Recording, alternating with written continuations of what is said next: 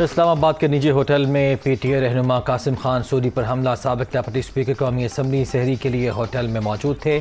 نون لیگی غنڈوں نے مجھ پر حملہ کیا، ہوٹل میں موجود افراد نے مار کر بھگا دیا، قاسم سوری کا ٹویٹ۔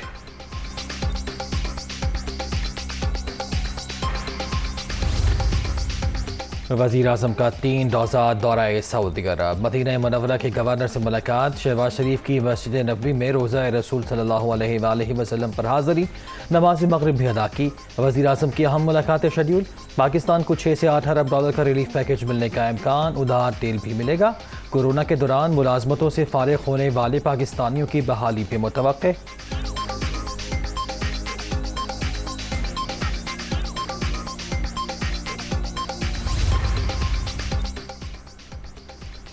سعودی عرب کے ساتھ تعلقات انتہائی اہمیت کے حامل۔ برادر ملک نے پاکستان کی ترقی میں اہم کردار ادا کیا۔ حالیہ دورے سے دوستی کے مثالی دور کا آغاز ہوگا۔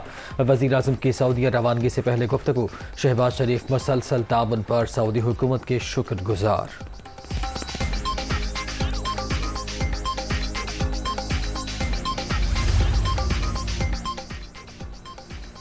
ترکی کے صدر 2 روزہ دورے پر سعودی عرب پہنچ گئے۔ امیر مکہ مکرمہ خالد الفیصل نے طیب الروان کا جدہ پہنچنے پر استقبال کیا۔ وزیر اعظم کا دورہ سعودی عرب 2 طرفہ تعلقات کا نیا باب۔ شہباز شریف اور اتحادیوں کی نیت ٹھیک ہے، ملک کی معیشت بھی ٹھیک ہو جائے گی، لوگوں کو روزگار بھی ملے گا۔ ایک شخص کی معاشرے میں کی گئی تباہی سب کے سامنے ہے۔ مریم اورنگزیب۔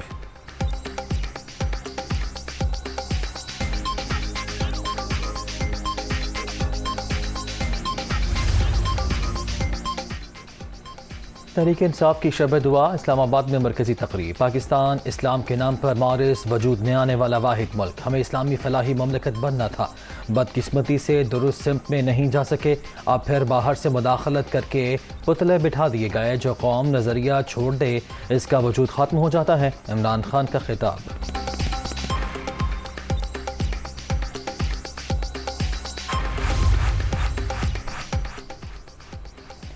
دنیا اور آخرت میں کامیابی کے لیے خالق کائنات کی بندگی ضروری، اللہ ناراض ہے تو پھر تباہی ہی تباہی ہے۔ مولانا طارق جمیل کی خصوصی دعا۔ پی ٹی آئی کی شب دعا۔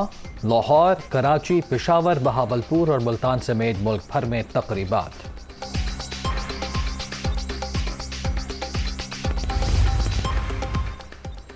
دستور پاکستان پر عمل درآمد کے لیے حکومت کا بڑا اقدام۔ آئین شکنی پر اہم شخصیات کے خلاف آرٹیکل 6 کے تحت ریفرنس دائر کرنے کا فیصلہ۔ صدر مملکت عارف الوی، سابق وزیر اعظم عمران خان، قاسم خان سوری اور گورنر پنجاب شامل۔ وزارت قانون و انصاف اور داخلہ نے تیاری شروع کر دی۔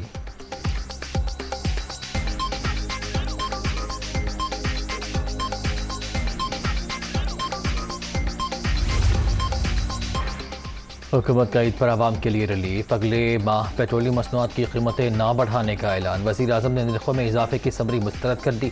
مہنگائی کی ماری قوم پر مزید بوجھ نہیں ڈال سکتے، مریم اورنگزیب کا بیان۔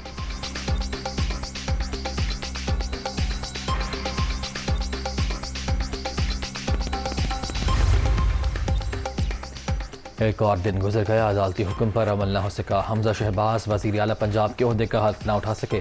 لاہور ہائی کورٹ نے گورنر کو خود یا کسی نمائندے کے ذریعے حلف لینے کی ہدایت کی تھی۔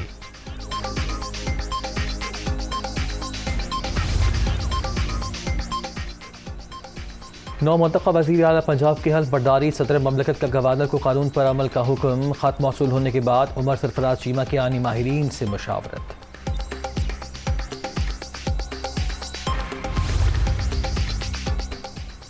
کون کہتا ہے پنجاب میں آئینی بحران ہے یا صوبے میں وزیر اعلیٰ نہیں؟ عثمان بزدار آج بھی چیف منسٹر ہیں، ان کے اختیارات بھی بحال ہیں۔ پولیس نے شہباز شریف اور حمزہ کے امام پر صوبائی اسمبلی پر حملہ کیا۔ نون لیگ کو 5 بار اقتدار ملا لیکن یہ بد سے بدتر ہو کر سامنے آئے۔ پرویز الہی۔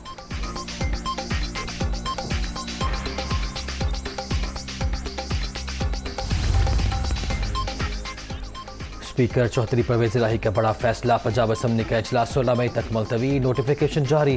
ڈپٹی اسپیکر دوست بازاری کے خلاف تحریک عدم اعتماد پر کارروائی ایک بار پھر التوا کا شکار۔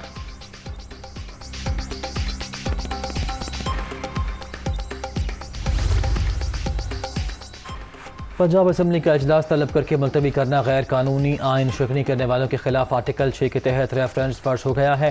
اویس لغاری۔ تحریک انصاف قومی اسمبلی کے بعد پنجاب میں بھی جرم کے مرتکب ہو رہی ہے، ملک احمد خان کی تنقید۔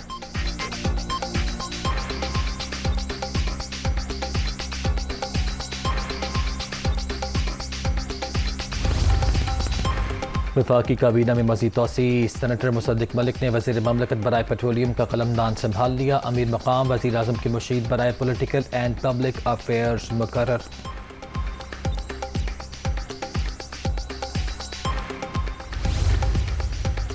اکیس رکنی اقتصادی مشاورتی کونسل کا اعلان، وزیر اعظم چیئرمین ہوں گے، شاہد خاقان عباسی، احسن اقبال، مفتاح اسماعیل بھی شامل۔ کونسل ملکی معیشت کی بہتری اور گروتھ ریٹ میں اضافے کے لیے اقدامات تجویز کرے گی۔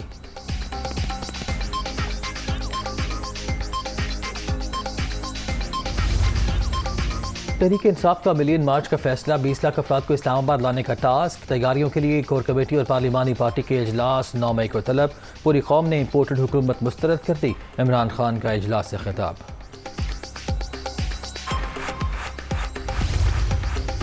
ملک میں رائج سودی نظام غیر شرعی قرار، انٹرسٹ ایکٹ 1839 اور سود کے لیے سہولت کاری کرنے والے تمام قوانین شریعت سے متصادم۔ 1 جون 2022 سے انٹرسٹ کی وصولی سے متعلق تمام شقیں بھی غیر شرعی ہوں گی۔ 19 سال بعد وفاقی شرعی عدالت کا بڑا فیصلہ، حکومت کو اندرونی اور بیرونی قرض سود سے پاک نظام کے تحت لینے کی ہدایت۔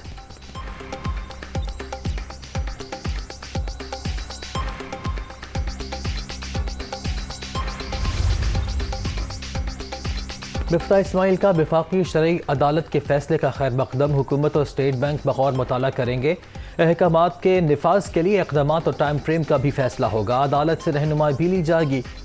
وفاقی وزیر خزانہ کا رد عمل۔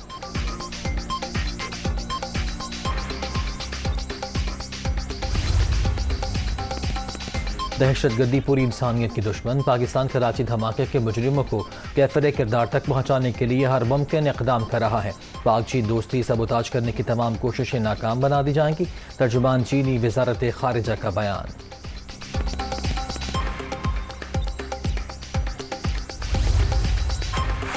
کراچی دھماکے کی تحقیقات جاری، 7 افراد زیر حراست، خودکش حملہ آور خاتون کے شوہر کے قریبی عزیز بھی شامل۔ سفید سکارف والی خاتون کو لفٹ دینے والے پروفیسر کا بیان قلم بند، شاری بلوچ سے رابطے کے شبے میں اساتذہ کو بھی شامل تفتیش کرنے کا فیصلہ۔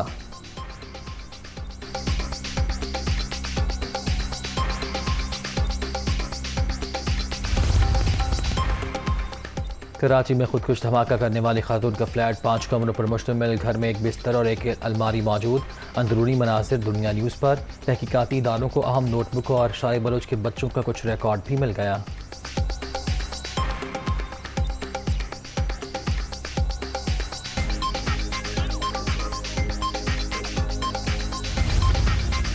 لاہور میں جوہر ٹاؤن دھماکے کے 5 ملزموں کو سزا ہو چکی، ماسٹر مائنڈ سمیع الحق اور عزیز کو بھی گرفتار کر لیا، مزید انکشافات سامنے آئیں گے۔ دہشت گردوں سے غیر ملکی کرنسی بھی برآمد ہوئی، D I G C T D کی پریس کانفرنس۔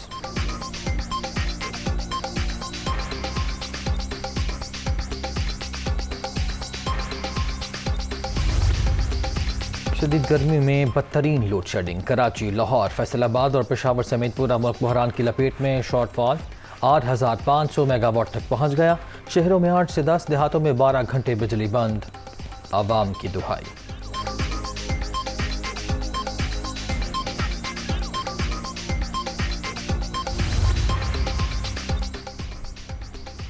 سعودی عرب میں ہفتے کے روز شوال کا چاند نظر آنے کے امکانات کم، ماہرین فلکیات نے پیشگوئی کر دی، شہری چاند نظر آنے کی صورت میں قریبی عدالت کو آگاہ کریں، سعودی سپریم کورٹ کی ہدایت۔